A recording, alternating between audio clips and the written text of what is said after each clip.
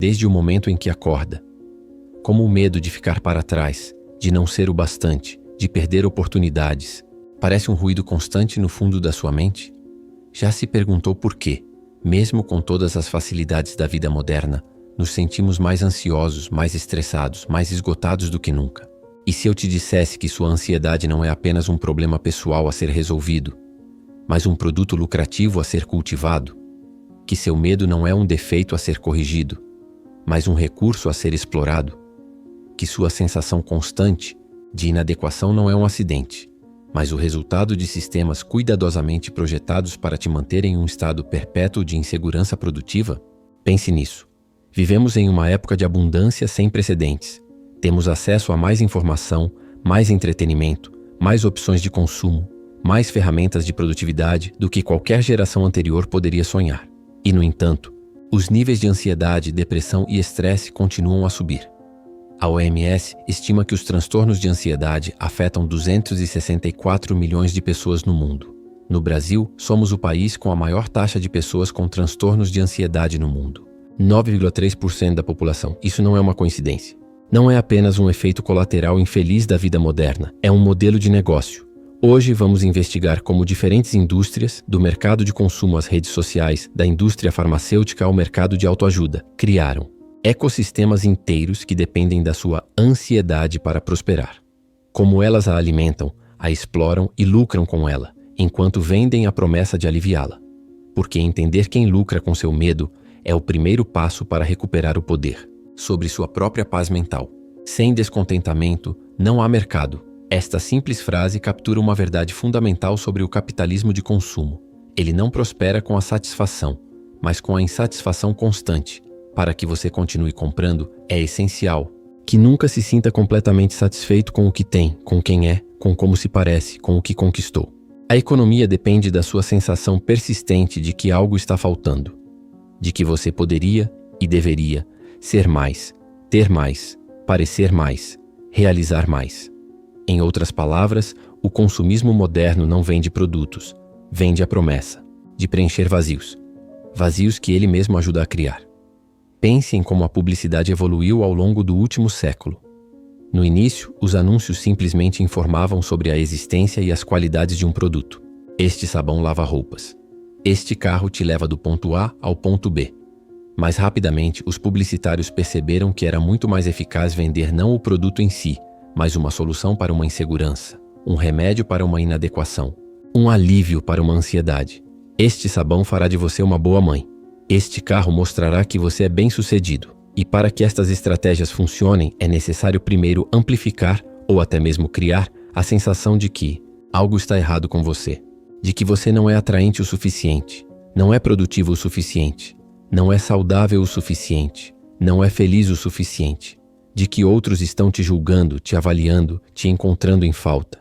Você já parou para pensar em quantas publicidades começam apontando uma falha, uma insegurança, um medo? Preocupado com rugas? Envergonhado pelo seu carro antigo? Medo de ser deixado para trás? Preocupado com o que os outros pensam de você? E então, como por mágica, oferecem a solução para o problema que eles mesmos acabaram de intensificar, às vezes até de inventar. O resultado?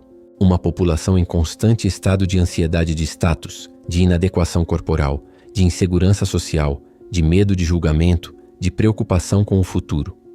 Uma população para quem a paz mental se tornou um estado quase impossível, a menos, é claro, que você compre o produto certo, use o serviço certo, consuma a experiência certa. Esta é a brilhante perversidade do sistema. Ele cria a doença e vende a cura. Produz a ansiedade e comercializa o alívio. Gera a insegurança e oferece a solução. Temporária, incompleta, sempre precisando ser renovada com a próxima compra. E à medida que a competição por nossa atenção e nosso dinheiro se intensifica, as táticas para produzir e explorar nossa ansiedade se tornam cada vez mais sofisticadas. Os algoritmos das redes sociais sabem exatamente que tipo de conteúdo nos fará sentir inadequados, inseguros, ansiosos e, portanto, mais propensos a clicar em anúncios prometendo soluções. As lojas online sabem precisamente como criar um senso de urgência, de escassez, de medo de perder, para nos fazer comprar impulsivamente, muitas vezes coisas de que não precisamos. A indústria da beleza investe bilhões não apenas em criar produtos, mas em criar e amplificar padrões impossíveis, inseguranças generalizadas, comparações incessantes que garantem que nunca nos sintamos completamente confortáveis em nossa própria pele. A menos, claro, que compremos o novo sérum milagroso, a nova técnica revolucionária, o novo suplemento transformador. Você já se perguntou quantos dos seus problemas, que parecem tão pessoais, tão íntimos, tão exclusivamente seus, são na verdade construções cuidadosamente projetadas por indústrias que lucram com seu desconforto? Quantas das suas inseguranças não existiriam se não tivessem sido plantadas, regadas e cultivadas por sistemas que dependem delas para gerar lucro? Quantas das suas ansiedades não são respostas naturais a ameaças reais, mas medos fabricados, perpetuados por um modelo econômico que precisa que você se sinta constantemente em falta, em risco, em dívida consigo mesmo? Esta é a economia da insuficiência. E todos nós pagamos seu preço, não apenas com nosso dinheiro, mas com nossa paz mental, nossa autoestima, nossa capacidade de simplesmente estar presente sem a sensação constante de que deveríamos ser mais, fazer mais, ter mais. Se você não está pagando pelo produto, você é o produto. Esta frase, repetida à exaustão nos últimos anos, captura apenas metade da verdade sobre as redes sociais. A outra metade menos discutida é: se você é o produto, sua ansiedade é o combustível. Porque a verdade incômoda sobre as plataformas de mídia social é que elas não foram projetadas para conectar pessoas, compartilhar ideias ou democratizar a informação, embora possam fazer isso como efeito colateral. Elas foram projetadas fundamentalmente para capturar e manter sua atenção, para convertê-la em dados, e para vender esses dados para anunciantes. E o que precisamente captura melhor nossa atenção? O que nos mantém scrollando, clicando, voltando para verificar notificações dezenas, centenas de vezes por dia? Não é contentamento, não é paz, não é satisfação, é ansiedade, é medo, é comparação social, é FOMO, Fear of Missing Out, o medo de estar perdendo algo. É o impulso constante de verificar como estamos nos saindo em relação aos outros, se fomos validados, se estamos sendo incluídos, se estamos relevantes. As plataformas de mídia social não apenas exploram essas tendências naturais da psicologia humana. Elas as amplificam, as refinam, as direcionam com precisão algorítmica. Pense nos feeds que você consome diariamente. Eles são cuidadosamente curados para criar uma mistura específica de emoções. Inveja suficiente para te manter inseguro, validação suficiente para te manter voltando, controvérsia suficiente para te manter engajado, novidade suficiente para te manter scrollando. Pense nos sistemas de likes, compartilhamentos, seguidores, todas pequenas doses de dopamina combinadas com a ansiedade constante de não receber validação o suficiente, de não estar à altura, de estar sendo julgado. Pense nas notificações, aqueles pequenos alertas cuidadosamente projetados para interromper seu foco, para criar um estado permanente de acessibilidade, de distraibilidade, de incapacidade de estar completamente presente no momento. Você já notou como se sente depois de passar tempo nas redes sociais? Raramente satisfeito, raramente calmo, raramente presente, mais frequentemente inquieto, insatisfeito, levemente ansioso, sentindo que deveria estar fazendo mais, sendo mais, conquistando mais, parecendo melhor. Este não é um bug, é uma feature. As plataformas de mídia social são engenharias de ansiedade de alta precisão, máquinas de comparação constante, fábricas de inadequação em escala industrial. Um estudo recente da Universidade da Pensilvânia descobriu que limitar o uso de redes sociais a 30 minutos por dia levou a reduções significativas na solidão e depressão em apenas 3 semanas. Outro estudo da Universidade de Glasgow encontrou uma relação direta entre o uso intenso de redes sociais e distúrbios do sono, baixa autoestima e aumento da ansiedade. E o mais perturbador, os próprios desenvolvedores dessas plataformas frequentemente limitam o uso de seus próprios produtos. Executivos do Vale do Silício rotineiramente proíbem ou restringem severamente o uso de smartphones e redes sociais por seus filhos. Eles sabem o que criaram, sabem como funciona, sabem o que faz com nossa atenção, nossa autoestima, nossa paz mental. Trisha Prabhu, pesquisadora de Stanford e especialista em ética de tecnologia, observa: as plataformas de mídia social são projetadas para maximizar o engajamento, não o bem-estar. E, infelizmente, conteúdo que provoca ansiedade, raiva ou insegurança tende a gerar mais engajamento do que conteúdo que promove calma, contentamento ou satisfação. Em outras palavras, sua ansiedade não é um efeito colateral infeliz das Redes sociais é um componente essencial do modelo de negócio. É a energia que alimenta a máquina. É o que mantém você voltando, scrollando, clicando, compartilhando, verificando, comparando. Você já se perguntou por que se sente compelido a verificar seu telefone mesmo quando sabe que isso aumentará sua ansiedade? Por que continua voltando às mesmas plataformas que muitas vezes deixam você se sentindo pior consigo mesmo? É porque essas plataformas foram meticulosamente desenhadas para criar e explorar essa compulsão, para transformar sua ansiedade em atenção, sua insegurança em engajamento, seu medo de perder em tempo de tela, que por sua vez se converte em dados e finalmente em lucro. É o telefone, de scrollar por só mais 5 minutos, de comparar sua vida real com as vidas cuidadosamente curadas que você vê online, você está sentindo os efeitos de sistemas, projetados não para te servir, mas para te explorar. Tome este comprimido e tudo ficará bem. Esta promessa simples de que o sofrimento emocional pode ser resolvido com a química certa é incrivelmente atraente. E para muitas pessoas com transtornos de ansiedade graves, depressão clínica e outras condições debilitantes, os medicamentos psiquiátricos podem ser literalmente salvadores de vidas. Mas há uma linha tênue entre o tratamento apropriado de transtornos mentais genuínos e a medicalização da experiência humana normal, incluindo emoções difíceis mas naturais como tristeza, medo, incerteza e desconforto. E essa linha tem sido cada vez mais borrada por uma indústria farmacêutica que lucra enormemente com a transformação de cada vez mais aspectos da experiência humana em transtornos que requerem intervenção medicamentosa. Os números são impressionantes. De acordo com dados da Anvisa, o consumo de ansiolíticos no Brasil cresceu mais de 100% na última década. A venda de antidepressivos cresceu 23%.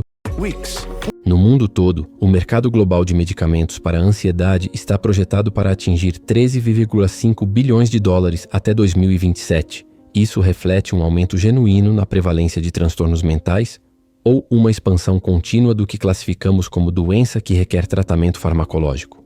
A verdade, como sempre, é complexa. Sim, vivemos em tempos estressantes. Sim, muitas pessoas sofrem de condições genuínas que requerem tratamento médico. Mas também é verdade que a indústria farmacêutica tem interesse financeiro direto em expandir continuamente a definição do que constitui um transtorno. O Dr. Allen Francis, que presidiu a força-tarefa que criou o DSM-4, o Manual Diagnóstico da Psiquiatria, agora adverte sobre o que ele chama de inflação diagnóstica, a tendência de patologizar cada vez mais aspectos da experiência humana normal. Estamos transformando o sofrimento normal em transtorno mental, ele escreve, transformando a preocupação em transtorno de ansiedade generalizada, a tristeza em depressão maior, a exuberância em transtorno bipolar, as distrações cotidianas, em TDAH e assim por diante. E quem se beneficia dessa expansão diagnóstica? Em grande parte, as empresas farmacêuticas que fabricam os medicamentos prescritos para tratar essas condições cada vez mais amplamente definidas. É revelador considerar como essas empresas comercializam não apenas seus medicamentos, mas as próprias condições que eles supostamente tratam. Você já notou quantos anúncios começam não vendendo um medicamento diretamente, mas descrevendo sintomas vagos o suficiente para que quase qualquer pessoa possa se identificar com eles? Você se sente frequentemente preocupado? Tem dificuldade para relaxar? Às vezes sente que a vida é demais? Isso não é coincidência. É uma estratégia conhecida como marketing de condição. Primeiro você vende a doença, depois vende a cura. E há evidências de que funciona. Um estudo publicado no Journal of General Internal Medicine descobriu que adultos expostos a anúncios de medicamentos para depressão tinham maior probabilidade de se autodiagnosticar com depressão, mesmo quando não atendiam aos critérios clínicos. E é claro, uma vez que você está convencido de que tem uma condição médica, o próximo passo lógico é buscar tratamento médico, frequentemente na forma do medicamento específico que foi anunciado. Isto não é negar a realidade dos transtornos mentais ou a utilidade dos medicamentos psiquiátricos para muitas pessoas. É reconhecer que existe um poderoso incentivo financeiro para expandir continuamente o alcance do que é considerado doença e, portanto, elegível para tratamento farmacológico. Ivan Illich, filósofo e crítico social, alertou sobre este fenômeno décadas atrás, chamando-o de medicalização da vida. Ele argumentou que a medicina moderna frequentemente expropriza o sofrimento, transformando a dor, uma experiência universal humana que tradicionalmente carregava significado e até potencial para crescimento, em um problema técnico que requer solução técnica. Esta não é apenas uma questão filosófica. tem consequências reais para como entendemos e respondemos ao sofrimento, tanto o nosso quanto o dos outros. Quando medicalizamos cada forma de desconforto emocional, perdemos a oportunidade de perguntar o que esse desconforto pode estar tentando nos dizer. Que mudanças em nossas vidas, relacionamentos ou sociedade podem ser necessárias. Que significado pode existir em nossas lutas. E paradoxalmente, ao buscar eliminar todo o desconforto emocional através de intervenção farmacológica, podemos estar contribuindo para uma sociedade cada vez mais incapaz de tolerar a inevitável dificuldade da existência humana. E, portanto, cada vez mais ansiosa quando confrontada com ela. Como observa o psiquiatra e autor Paulo Dalgalarrondo, temos cada vez mais dificuldade em aceitar a inevitabilidade do sofrimento como parte da vida. Queremos uma pílula para cada desconforto, uma solução rápida para cada dificuldade. Mas algumas formas de sofrimento não são patológicas, são respostas normais a circunstâncias difíceis, e medicalizá-las pode impedir o crescimento que poderia emergir delas. Isto não é um argumento contra medicamentos psiquiátricos, que novamente são vitais para muitas pessoas. É um convite para questionarmos quem se beneficia quando transformamos cada vez mais aspectos da experiência humana normal em desordens que requerem intervenção farmacológica. E para considerarmos se em nossa busca compreensível de aliviar o sofrimento, estamos inadvertidamente criando uma sociedade cada vez mais dependente de soluções químicas para problemas que podem ser, em sua essência, não médicos, mas existenciais, sociais, econômicos ou espirituais. Você deveria estar se sentindo melhor. E se não está, a culpa é sua. Esta mensagem contraditória está no centro de grande parte da indústria moderna de bem-estar e autoajuda, um setor que, ironicamente, muitas vezes aumenta a mesma ansiedade que promete aliviar. O mercado global de bem-estar está avaliado em impressionantes 1,5 trilhão de dólares. De livros de autoajuda a retreats de meditação, de aplicativos de mindfulness a suplementos para redução de estresse, de coaching de vida a terapias alternativas, nunca tivemos tantos recursos dedicados à melhoria de nosso bem-estar mental. E, no entanto, continuamos mais ansiosos, mais estressados, mais infelizes do que nunca. Como isso é possível? Em parte, porque muito da indústria de bem-estar moderna opera sob a mesma lógica que a economia de consumo mais ampla. Para vender continuamente soluções, é necessário que os problemas nunca sejam completamente resolvidos. Assim como a indústria da beleza precisa que você nunca se sinta completamente satisfeito com sua aparência. A indústria do bem-estar precisa que você nunca se sinta completamente em paz consigo mesmo. Precisa que você esteja sempre buscando, sempre melhorando, sempre otimizando. Você está meditando o suficiente? Praticando gratidão o suficiente? Sendo mindful o suficiente? Há uma tensão fundamental aqui. Muitas práticas de bem-estar têm origem em tradições que visavam libertar as pessoas do sofrimento causado por desejos e comparações incessantes. Ironicamente, a indústria moderna de bem-estar frequentemente reembala essas práticas em produtos que geram desejos e comparações incessantes. A meditação, originalmente uma prática para liberar o apego a resultados, é vendida como uma ferramenta de performance para te tornar mais produtivo, mais focado, mais eficiente. O yoga, tradicionalmente, um caminho para a libertação do ego, torna-se mais uma arena para a comparação e exibição de status. Mesmo a vulnerabilidade, supostamente uma abertura honesta para nossas imperfeições, é transformada em performance, em mercadoria, em mais uma maneira de provar que você está fazendo o trabalho. Como observa a psicóloga Sven Brinkmann, a cultura da autoajuda nos diz para olharmos para dentro, para nossas próprias, quando os problemas que enfrentamos frequentemente são sociais, econômicos ou políticos por natureza. Isto pode levar a um ciclo de autoculpabilização, onde continuamos nos responsabilizando por não estar fazendo o suficiente para nossa própria felicidade. Esta individualização de problemas sistêmicos é um dos aspectos mais perniciosos da indústria moderna de bem-estar e autoajuda. Ela transforma questões estruturais em falhas pessoais, questões políticas em déficits psicológicos. Você está estressado porque trabalha 60 horas por semana para pagar contas? O problema não é o sistema econômico. Você só precisa meditar mais. Você está ansioso por causa de um futuro ambiental incerto? O problema não é a crise climática. Você só precisa praticar mais mindfulness. Você está esgotado, tentando equilibrar trabalho e cuidado familiar sem apoio adequado? O problema não são as políticas sociais insuficientes. Você só precisa de mais autocuidado. Esta não é apenas uma distração de problemas reais. É uma forma adicional de ansiedade, já que agora você tem a responsabilidade não apenas de enfrentar circunstâncias difíceis, mas também de sentir-se bem enquanto o faz. O resultado é uma dupla carga, a ansiedade original, mais a ansiedade de não estar gerenciando adequadamente a ansiedade original. E é claro, toda essa ênfase na solução individual tende a beneficiar o status quo, como sugere o filósofo Byung-Chul Han. A auto-otimização é nada mais que uma forma mais eficiente de autoexploração. Não é por acaso que muitas grandes corporações, as mesmas que podem contribuir para o estresse e burnout de seus funcionários com horas longas e expectativas irrealistas, agora oferecem programas de mindfulness e bem-estar. É mais fácil e mais barato ensinar os funcionários a gerenciar seu estresse do que criar condições de trabalho que não o produzam em primeiro lugar. Isto não é uma condenação a todas as práticas de bem-estar ou recursos de autoajuda. Muitos são genuinamente benéficos. Mas é um convite para examinarmos criticamente uma indústria que frequentemente patologiza emoções normais, transformando desconfortos inevitáveis da vida em problemas que requerem solução. Coloca a responsabilidade pelo bem-estar inteiramente no indivíduo, ignorando fatores sociais, econômicos e políticos. A ansiedade e comparação. Vende continuamente a promessa de paz interior, garantindo que você sempre esteja buscando, nunca chegando.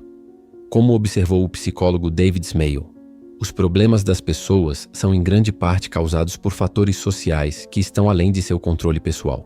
Fingir o contrário não só é desonesto, mas pode levar ao aumento da autoculpabilização e desespero.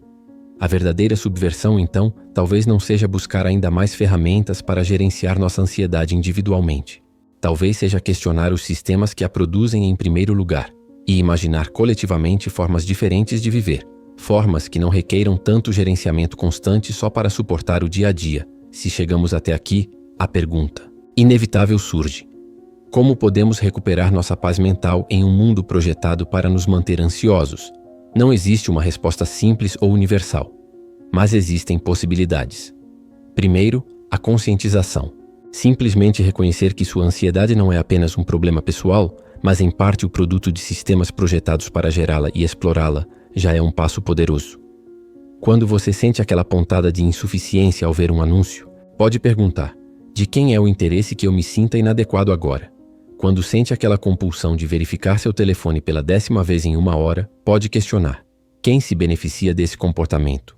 Quando se culpa por não estar otimizando cada aspecto da sua vida, pode refletir: de onde vem essa expectativa e a quem ela serve? Desnaturalizar nossa ansiedade. Reconhecê-la não como uma falha pessoal inevitável, mas parcialmente como o produto de sistemas específicos com agendas específicas, já diminui seu poder sobre nós. Segundo, a ação coletiva. Muitos dos sistemas que alimentam nossa ansiedade são sustentados por políticas, práticas de negócios e normas culturais que podem ser questionadas e transformadas, não apenas através de grandes revoluções, mas através de mudanças incrementais em como escolhemos viver, trabalhar e nos relacionar. Isto pode incluir apoiar políticas que priorizem o bem-estar humano sobre o crescimento econômico perpétuo. Defender regulamentações mais rígidas para indústrias que lucram com nossa ansiedade, desde a publicidade até as redes sociais, da indústria farmacêutica à autoajuda predatória. Criar e participar de comunidades que valorizam o contentamento sobre o consumo, a conexão genuína sobre a comparação, a suficiência sobre a escassez fabricada. Normalizar escolhas que priorizam o bem-estar sobre o status, mesmo quando isso significa perder segundo as métricas convencionais de sucesso. Terceiro, a reconexão. Grande parte da ansiedade contemporânea vem de nossa desconexão, de nossos corpos, da natureza, uns dos outros, do presente. Recuperar essas conexões não é apenas um ato pessoal de cura, mas também um ato político de resistência a sistemas que se beneficiam de nosso isolamento e dissociação. Isto não significa recusar toda a tecnologia ou retornar a um passado idealizado. Significa usar a tecnologia com intencionalidade, como ferramenta e não como mestre. Significa criar ativamente espaços, físicos e temporais, onde podemos experienciar presença sem mediação constante. Quarto, a recusa. Às vezes, a passive resistência mais poderosa é simplesmente dizer não. Não há expectativa de disponibilidade constante. Não há pressão para otimizar cada aspecto da vida. Não há narrativa de que nosso valor vem do que produzimos, consumimos ou aparentamos. Como argumenta a filósofa Byung-Chul Han, O que é necessário hoje não é aceleração, mas revolta. Não revolução, mas revolta no sentido de recusa. Precisamos de uma revolta da vida contra a ditadura do desempenho. Esta recusa não precisa ser grandiosa ou absoluta.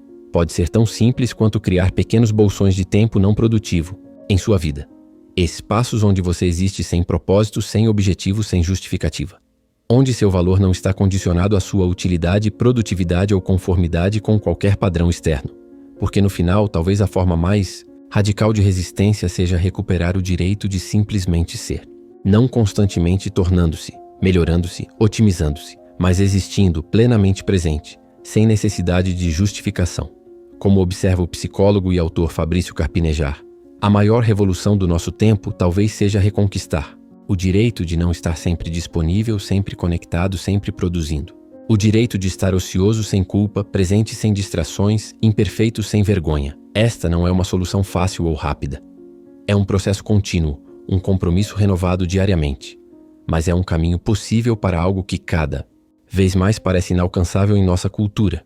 Uma paz mental que não depende de consumo constante, aprovação externa ou auto-otimização perpétua. Uma paz que vem não de vencer o jogo, mas de escolher não jogá-lo, pelo menos não, segundo regras projetadas para nos manter ansiosos, insatisfeitos e sempre buscando a próxima coisa que promete, finalmente, nos fazer sentir suficientes. Se você chegou até aqui, talvez algo nesta mensagem tenha ressoado com uma verdade que você já sentia, ainda que vagamente, aquela sensação incômoda de que sua ansiedade não é apenas sua, mas de alguma forma produzida e explorada por forças além de você.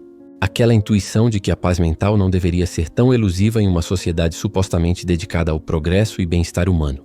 Talvez você tenha reconhecido padrões em sua própria vida, momentos em que se sentiu inadequado após ver um anúncio ou scrollar por um feed de rede social. Momentos em que se culpou por não estar gerenciando melhor seu estresse, sem questionar o que estava causando esse estresse em primeiro lugar.